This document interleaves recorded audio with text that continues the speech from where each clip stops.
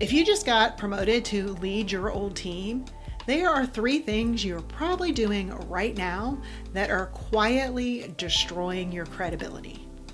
And nobody's going to tell you to stop. Hey there, I'm Jen Arnold and I coach new leaders. And I'm going to tell you exactly what to stop doing and what these 3 things are. This is actually the first principle in my guide framework for new leaders. G, get clear on your leadership identity.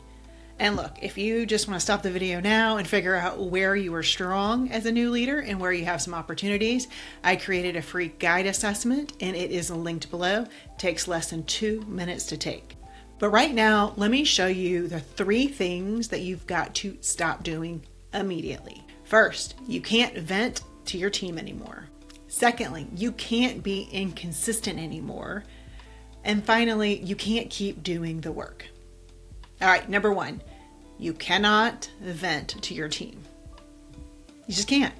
Now, before you were a manager, you could go grab a drink, grab a cup of coffee with a coworker and say things like, yeah, that meeting was a total waste of time. And I can't believe leadership made that decision. Why are they making us do this? Did you see what so-and-so did? No more. You cannot do that anymore. And I know, I get it. Venting feels like a way that you can connect with people, the way that it's an easy way to bond. And it feels like you're kind of like keeping it real, right?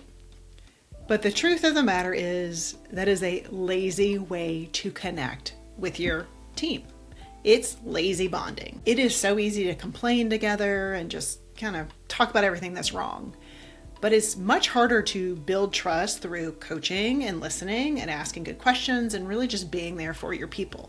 Here's why venting backfires. I've seen new leaders complain about their boss's decision to the team instead of backing it and saying, yes, we are a united front as a leadership team.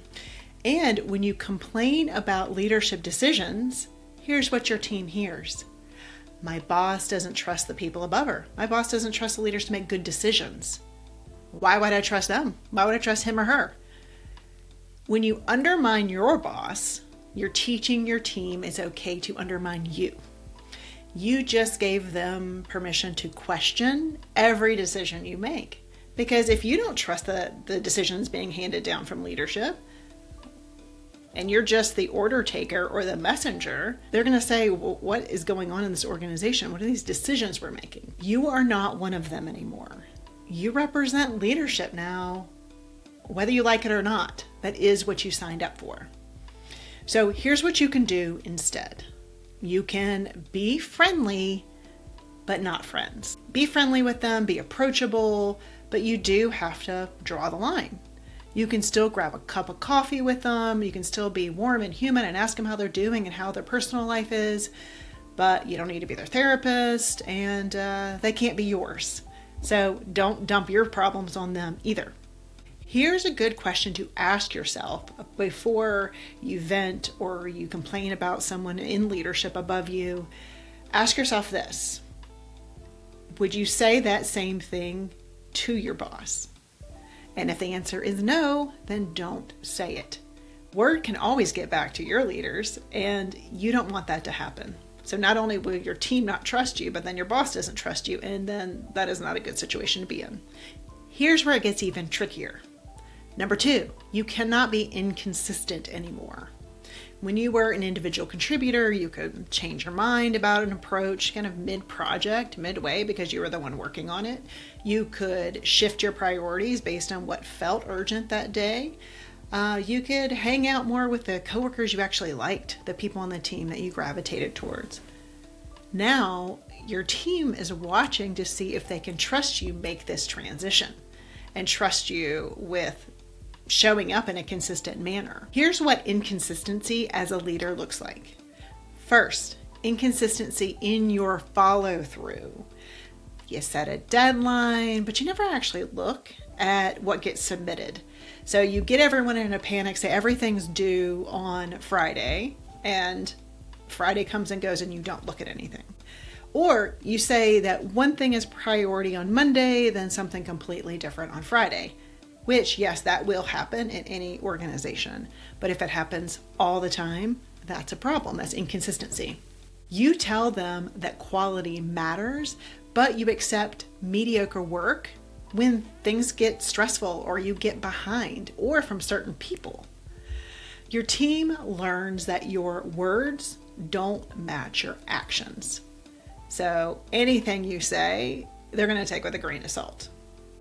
Secondly, and this is where new leaders really trip up, is that there's inconsistency in how you treat people. So when you were on the same team as these people, there's obviously people you liked more than others. Maybe you were friends with some and not with others. But when you show up as a leader and you become this leader, you have to treat everyone fairly, right? I've seen new leaders give more attention to the people that they're comfortable with. And oftentimes the people you're comfortable with are the people just like you. Like, there's no difference in opinions.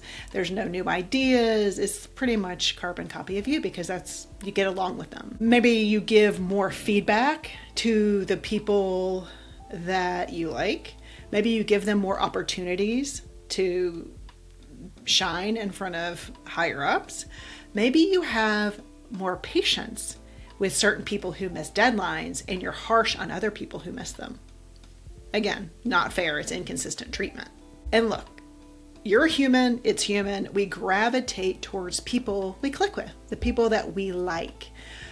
But when you give more opportunity or more coaching or more stretch projects to some people and less with others, and when you're enforcing standards inconsistently, what your team sees is favoritism.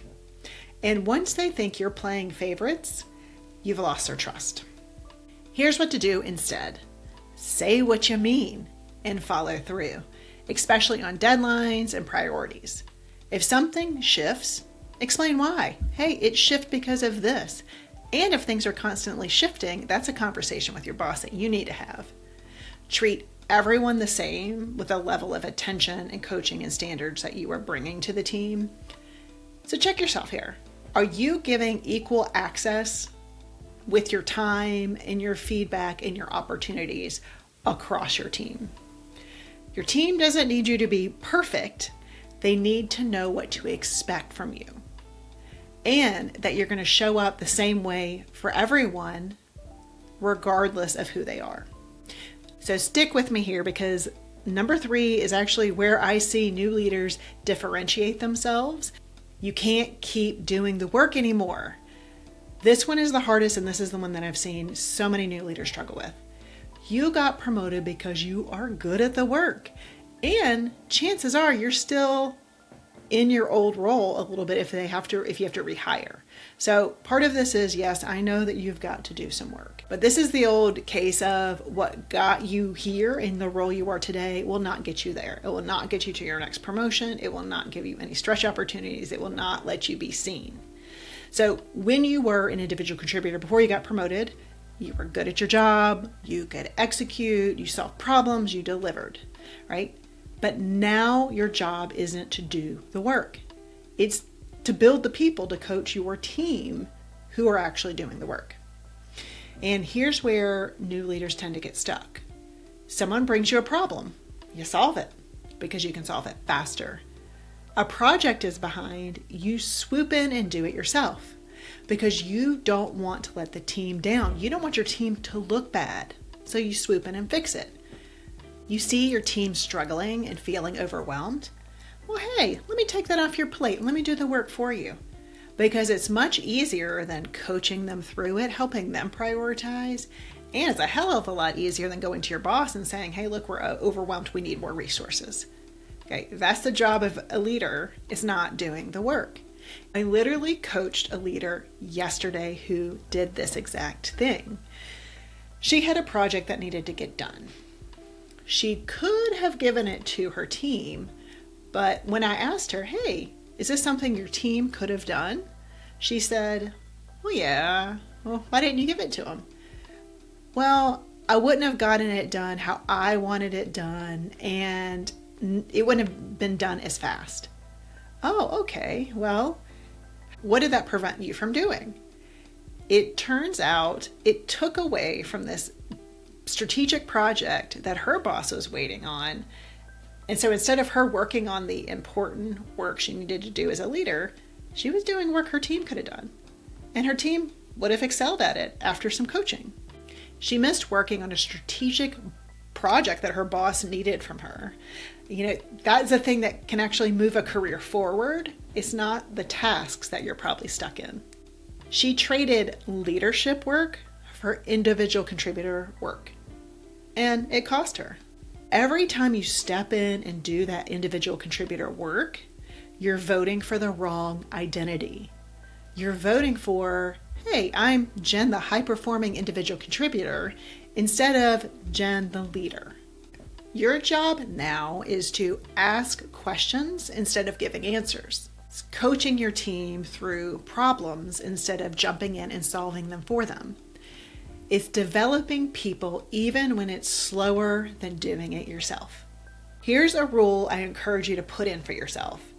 If your team could do the task with some guidance and some coaching, you shouldn't be doing it.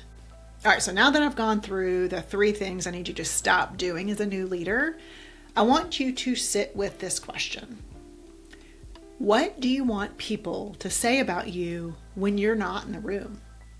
Because that's where your reputation gets built. That's where people decide if they trust you. That's where people decide if you're going to get promoted. And here's a follow-up to that question. Would your current actions support that version of you?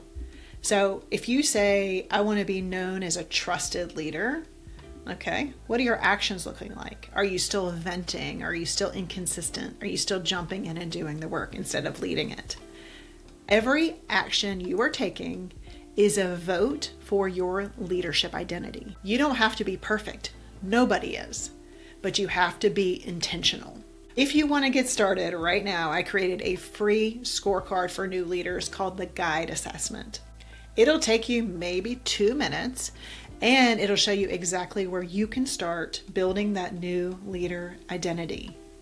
I'll link it below in the description, because the best leaders don't stumble into who they are. They decide who they want to be, and they lead from there. So next video is going to be about understanding and managing your emotions as a new leader. Thanks for watching.